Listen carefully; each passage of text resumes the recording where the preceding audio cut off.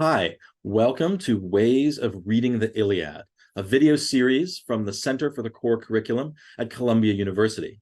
My name is Joseph Howley, and I'm a professor in the Classics Department, and I'm also the Paul Brook Program Chair of Literature Humanities, our flagship general education literature course for undergraduates.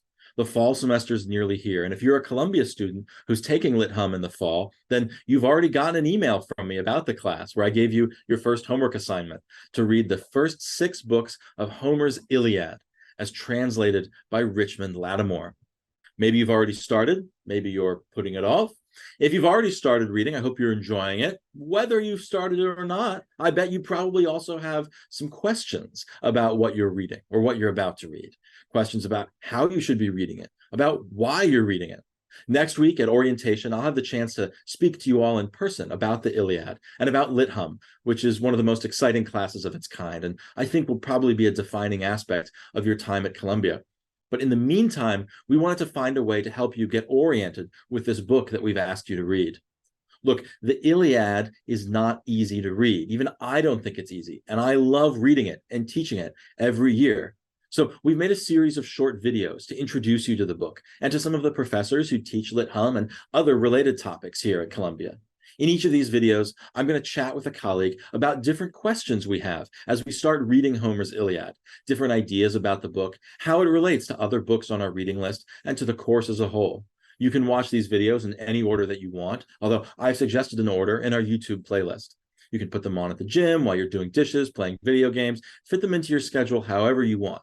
Our goal here is to give you some extra introductions to the book that you're reading now and to the class to help your brain get warmed up and to help you get excited about coming to Columbia and about literature humanities. I want to point out 2 things before we begin. First, each of these videos is on a different topic, but inevitably we all end up discussing some version of the question, what is the Iliad about?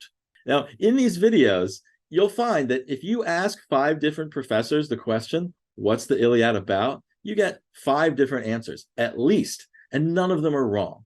This is part of what's exciting about Lit Hum. You're going to be reading the same books as your roommates, as the people you're eating with in the dining hall, the people you're in Frontiers of Science with, but each of you might have a different instructor who's going to be bringing a different expertise and a perspective to the text.